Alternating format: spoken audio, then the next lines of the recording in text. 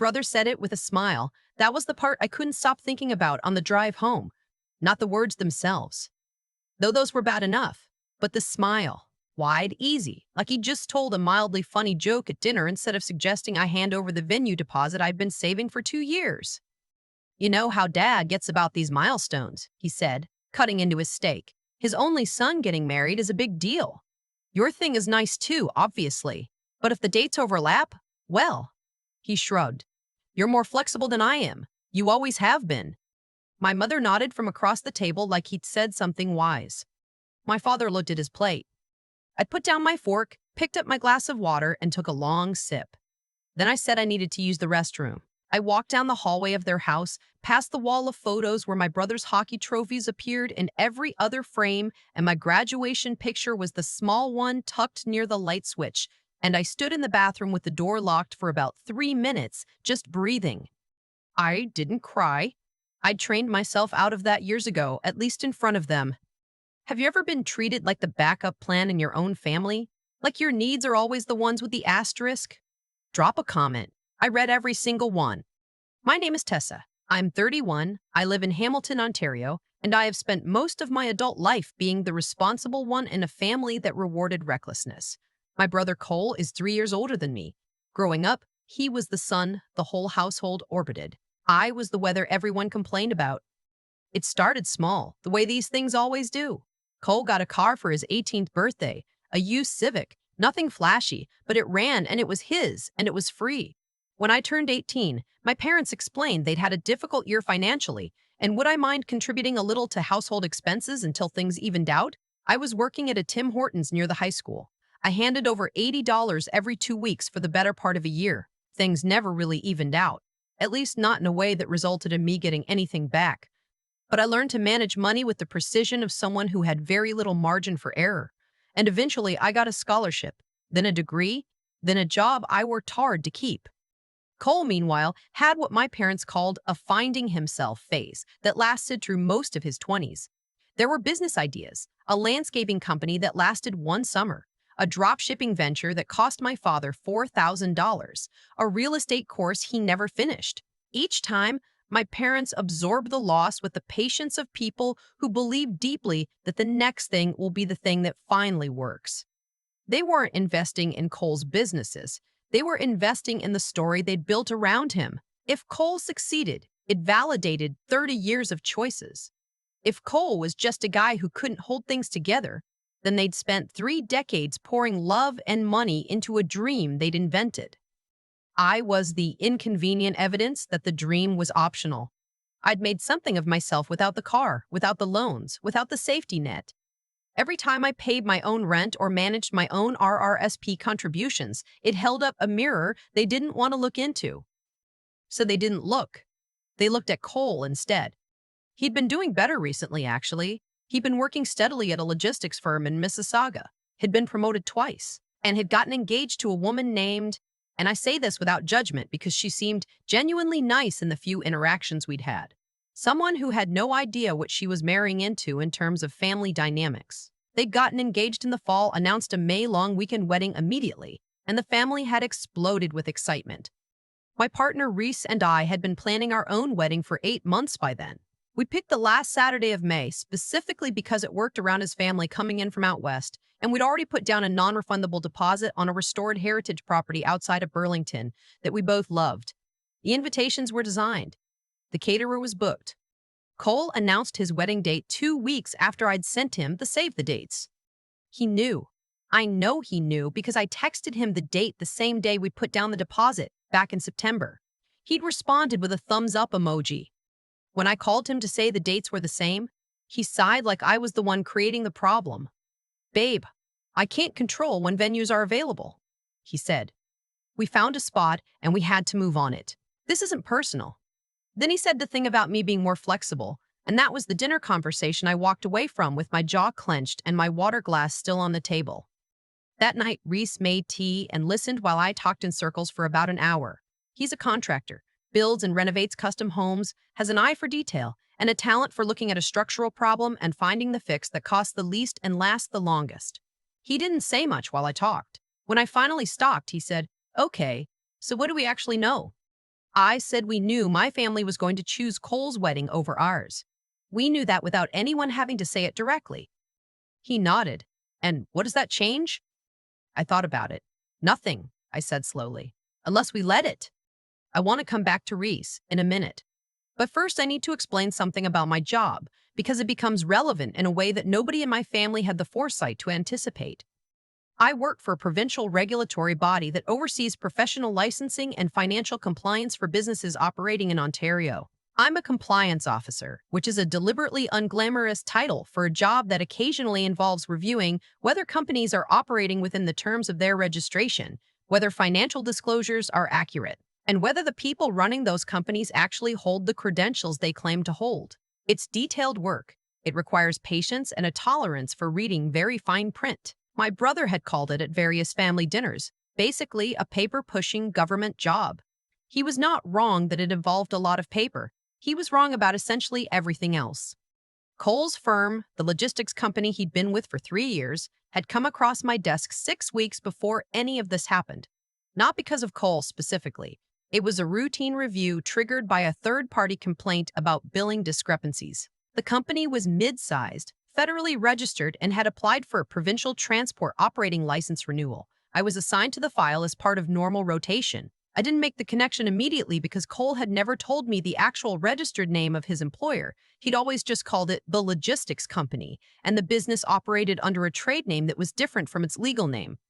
I made the connection on a Wednesday afternoon in March, about 3 weeks after the dinner at my parents' house. I was reviewing the corporate filings and cross-referencing employee declarations, which is standard. You check whether the people listed in certain roles actually hold the certifications required for those roles. Cole was listed as Regional Compliance Coordinator, a title that, at his company, came with a specific licensing requirement under provincial transport regulations. I pulled the licensing registry. His certification had lapsed 14 months ago. He'd never renewed it, which meant he'd been operating in a regulated role without a valid credential for over a year, and the company had either failed to notice or failed to care, both of which were problems for the company's renewal application. I sat with that for a long moment. In my job, discovering this kind of thing is not personal. It's a finding. You document it, you flag it, you proceed according to the established process. There's no exception built in for family members. The regulations don't have a clause that says, unless your brother was kind of a jerk to you recently. I would have been required to flag this regardless of anything that had happened at that dinner table. But I would be lying if I said I didn't feel the specific texture of the moment. The particular satisfaction of sitting in a government office in Hamilton, in my sensible blazer and my coffee going cold, holding a piece of paper that quietly contained my brother's professional future. I documented everything. I passed the file to my supervisor with a disclosure note flagging the potential conflict of interest, family relation, and recommended it be assigned to a second reviewer for verification. This is exactly what you're supposed to do. My supervisor reviewed my documentation, confirmed the findings independently, and the compliance report went forward through the standard process. I didn't call Cole, I didn't tell my parents, I didn't do anything except my job. The weeks between that Wednesday and the wedding were their own kind of weather system. My parents called twice to ask if I'd reconsidered the date situation, which was their way of asking if Reese and I would move our wedding. I explained both times, calmly, that our venue deposit was non-refundable and our date was not changing. My mother pointed out that Cole's wedding was a bigger event with more guests and more planning involved. I pointed out that I hadn't asked her to compare them. My father said he hoped I understood what this meant for the family photos. I told him I understood completely. What I understood was that they had already made their choice. My parents and most of my extended family would be attending Cole's wedding in Mississauga. Reese and I would be getting married at our heritage property in Burlington, and the guest list would be smaller than we'd originally imagined, and I had made my peace with that in a way that felt cleaner than I expected. The Saturday arrived with that particular May light that feels like it was designed specifically to make Southern Ontario look good. The kind of afternoon where everything is just starting to turn green and the air is warmth in it for the first time since October. Reese and I got married in a garden with about 40 people who had shown up specifically for us. His parents flew in from Kelowna. My 2 closest friends from university were there, a handful of colleagues. His sister, who I like enormously. It was, and I say this without any need to qualify it, one of the best days of my life. My brother texted at some point during the reception. I saw the notification later, after dinner, when I was standing near the bar with Reese's hand in mine, and the whole property lit up with string lights. The text said, "Hope your day was good. Ours was incredible." I put my phone back in my clutch. Now, the part of this story where things catch up to people. The compliance report on Kohl's company was processed through the standard timeline, which for a license renewal application typically means a decision within 60 to 90 days of the initial review. The findings, specifically the lapsed credential issue, were included in the renewal assessment. The company was notified that the renewal was conditional on remediation of identified compliance gaps, one of which was the employment of an individual in a regulated role without a current valid license. Kohl was let go in early July. I know this because my mother called me, genuinely distraught, to tell me that Kohl had lost his job and that the company had blamed everything on some technicality and that the family was rallying around him and she hoped I would too. She did not know I was connected to the file. The second reviewer and my supervisor had handled all external communications, as is standard. My name was not on any correspondence that went to the company. I listened to my mother's message twice, then I called her back. She explained the situation. The licensing issue, the job loss, the fact that Cole and his new wife were looking at a difficult summer financially. She said Cole was devastated. She said he'd been blindsided. I said I was sorry to hear it, and that I hoped he'd take the time to get his credential renewed so he could move forward. I told her that licensing requirements in regulated industries exist for real reasons: public safety, accountability, accurate record keeping, and that the best path forward was to address the gap rather than attribute blame to a process that was just doing what it was designed to do. There was a pause on the line. My mother said, "You always sound so detached about things, Tessa." I said, "I'm being practical. It's what I do." She didn't know what I did. Not really. Cole had told her for years that I had some kind of government desk job. She'd never asked for specifics. About a month after that call, my father reached out, which was unusual. He typically communicated through my mother to ask if I might have any insight into how Cole could appeal the situation or talk to someone about getting the company's license reviewed again. I recognized this for what it was. They'd figured out, somehow, that compliance work was part of my job, and they were wondering if I could quietly make the finding go away. I explained that it didn't work that way, that findings were documented and reviewed by multiple people, and that no individual officer had the authority to reverse or alter a compliance determination unilaterally, that the process existed specifically to prevent that kind of interference. My father said, "I thought family was supposed to mean something." I said, "It does. That's why I disclosed the potential conflict of interest at the start of the file and requested independent verification. I made sure my connection to the situation didn't compromise the integrity of the process. That's what accountability looks like." He hung up before I finished the sentence.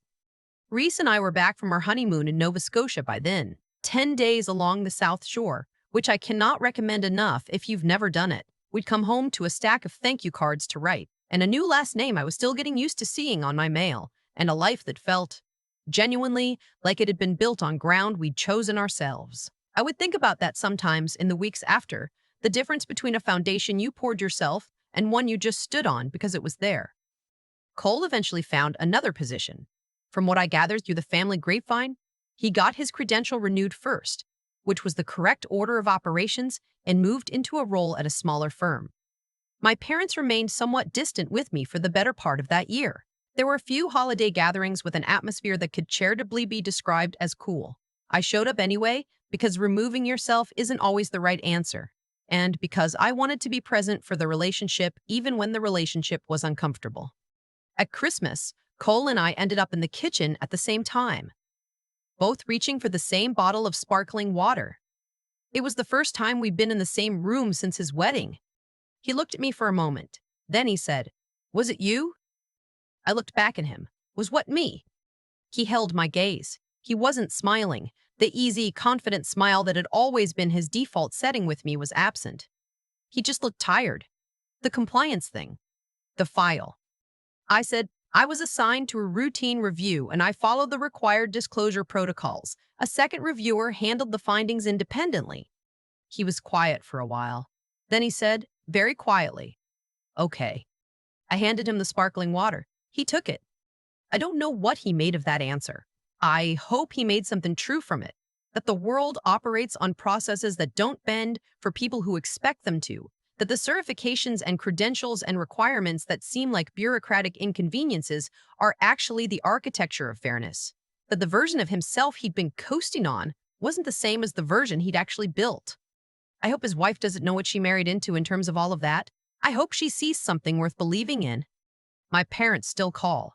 My mother still has a way of framing things that positions Cole's life as the main event and mine as the supporting storyline. I've stopped arguing with the framing. I just live in my own narrative and let hers run alongside it. Reese finished a major renovation project last month, a full gut and rebuild on a Victorian semi in Dundas that the owners had bought for almost nothing because it looked like a disaster from the outside. The bones were good, he said. You just had to know what you were looking at. I keep thinking about that. The bones were good. You just had to know what you were looking at. Nobody taught me how to build anything. They just handed me the bill and assumed I'd fail. I'm still here. The foundation is solid. The rooms are mine. There's something I've been thinking about since that Christmas in my parents' kitchen, when Cole looked at me and asked, "Was it you?" The way his voice had lost all of its certainty. Not angry, just quiet.